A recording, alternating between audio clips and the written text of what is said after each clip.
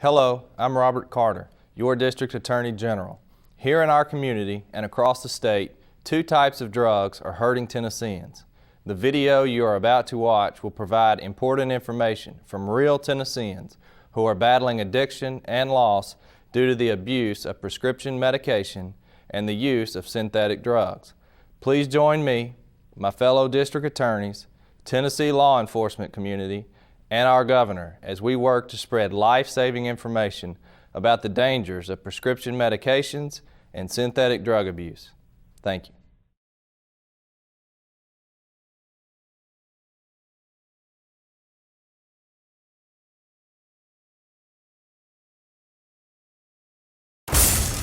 A cemetery, drug court, the bars and barbed wire of a Tennessee state prison, or this. Strapped to a gurney in a hospital ER as police officers stand around. Just 4 of the stops you might make in the world of prescription medication abuse or synthetic drug use. Started out buying Percocets, hydrocodone. I'd take so many I'd black out. I wouldn't remember, and people would tell me the next day what I was doing. If you trade or provide someone else with a pharmaceutical drug, you might as well be putting a loaded gun in their face. I stole, robbed, prostituted, so I can get some more pills. I didn't care. Whatever I had to do to keep surviving. When I called surviving was staying high. You could end up in the ER, you could end up in jail, you could end up with your parents planning your funeral. The news from Tennessee's district attorneys isn't that there's a growing drug problem in Tennessee. The news is where it's coming from and who is getting hit hard. It's hitting younger ages more and more. In the past, we would see the typical age being the mid-20s or early 30s. And now I'm seeing 18 to 21-year-olds who have a true diagnosis of addiction for 5 or 6 years. I built a tolerance to marijuana, which led me to start using Xanax. I started taking a little bit at a time, then I started taking a lot. The simple idea behind prescription medications is to heal you, not harm you. A simple idea, but deceptively dangerous. People think because they can walk into their bathroom and open up a medicine cabinet and there's a prescription, they can open that bottle and take what's in it and it's okay. It's not okay. When abused, prescription medications are more powerful than you can imagine, more addictive than you can handle. A buddy of mine, he was having a party. His parents were gone for the weekend. He got a bunch of us over at his house. We started partying, smoking weed, drinking. Then somebody asked us if, we wanted some pills. He got them out of the medicine cabinet from his parents. Dale's addiction took off. He needed more and more medications just to feel normal. When it came to people, Dale just stopped feeling anything at all. I didn't care about nobody. I didn't care about anything. I have a daughter. I didn't even care about her. But not all addictions begin with abuse. Some start with a legal prescription for a legitimate need, which is how it began for Patrick and his mother who live in West Tennessee. I was a senior in high school when I first started taking medication. It was hydrocodone. I started out, I had problems with headaches. They continually got worse. I didn't see anything wrong with it because it was prescribed for him and there was a valid reason for him to have it. The normal public doesn't associate prescription drugs with drug use. They picture a dirty person in a bad area of town with a needle in their arm or snorting cocaine. They don't picture a prescription bottle with their name on it. At first, I was taking it every once in a while to help with the pain, but eventually I was having to take more in the day, every 4 hours, as much as I could. Not necessarily be pain-free, but just to function.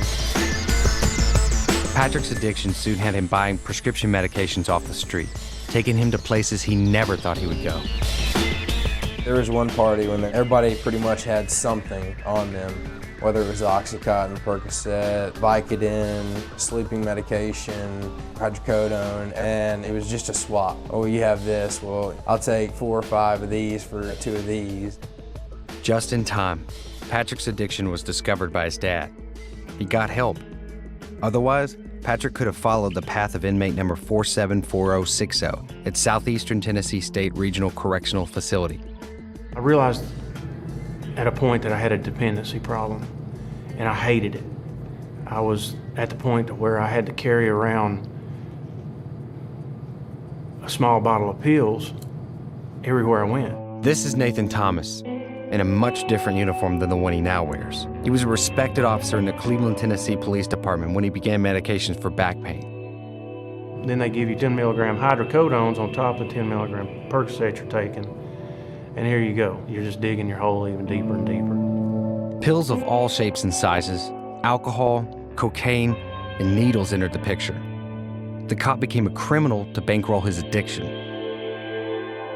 The biggest thing it's cost me is the part of the relationship with my boys that I'm missing out on. This few years that I have to spend away from them breaks my heart.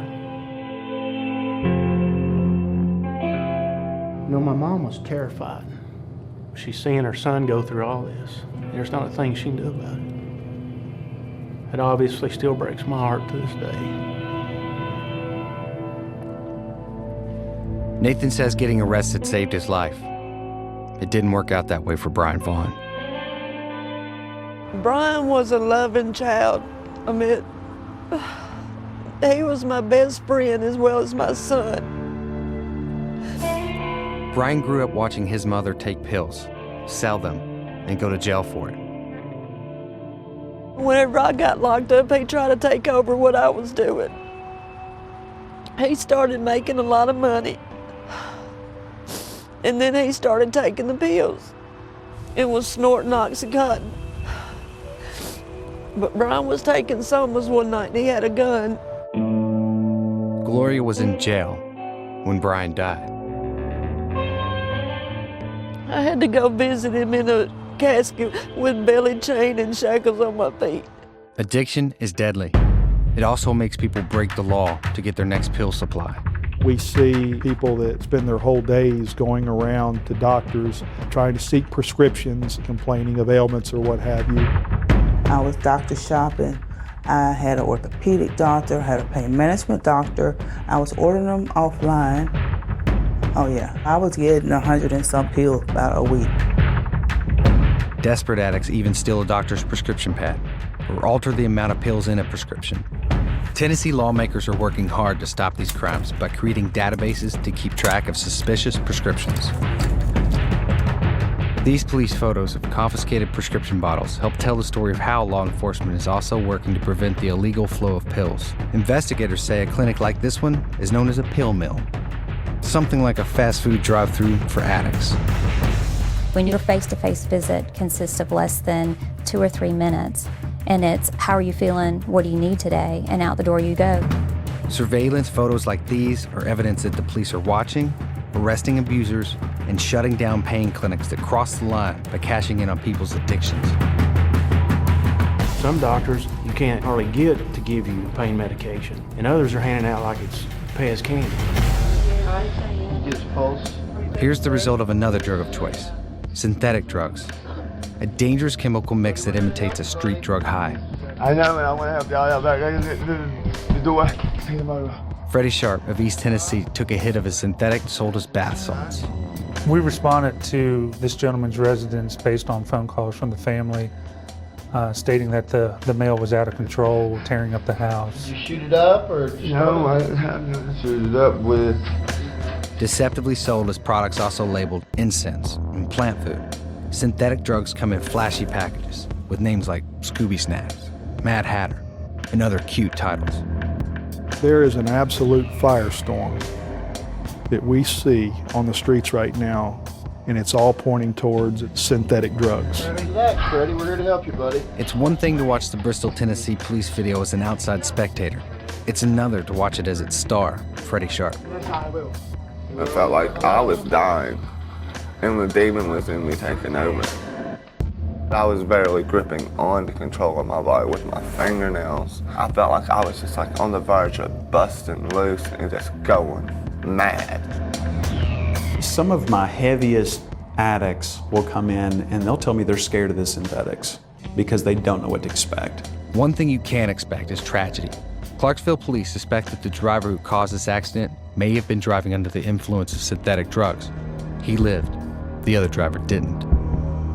There is no end to the chase. They continue to seek that ultimate high that they gained the first time. Thanks to the governor, legislature, law enforcement, and Tennessee's district attorneys, the sale of synthetics is now illegal. Plus, there could be jail time for anyone who buys or uses synthetic drugs. In spite of that, a desperate addict can still put his hands on this drug, and that makes it even harder to quit. I'm almost 30 years old. It's time to stop. Time to stop. Easy to say, next to impossible to do, because withdrawal is so painful. Oh, it's terrible. It's unbelievably terrible, especially in a county jail, on the concrete floor. The best way to avoid addiction is to never take the drug. Hard to do in an era of modern medicine. But if you have to take certain medications, make sure it's only what the doctor has prescribed for you. Never take medicine meant for someone else. And never leave unused medication sitting around where curious hands can get a hold of them. Dispose of it properly, like at this drop-off for outdated and unused medications. Fighting prescription medication abuse is a team effort, with both the public and law enforcement working together. Don't fall for the deception, the lie that you can pop prescription pills for fun or go joyriding with a synthetic drug. No matter how strong you think you are, or how tough you might think you are, there's not much stronger than the power of addiction. The cost is too high. 10 years in prison. My daughter hates me. Self-respect, dignity. It's cost me all those things. I screwed up. Only thing I wanted to do was party, and look at the mess that it got me into. Don't do it, because it's not worth it at all. People are dying every day because of prescription drugs. I'd be 6 feet in the ground somewhere, you know, with a piece of stone above me somewhere. Yeah, I was halfway there. The choice is yours. I was living real bad. Don't be that person. Don't be me. Hi, I'm Governor Bill Haslam. Thank you for taking time to learn about how the abuse of prescription medications and the use of synthetic drugs are damaging lives all across Tennessee. You know, awareness is the first step in addressing both of these issues, and I hope this video has provided you with some helpful information to share with your family and friends. So join us as we work to end prescription and synthetic drug abuse in our state. Together, we can make a difference.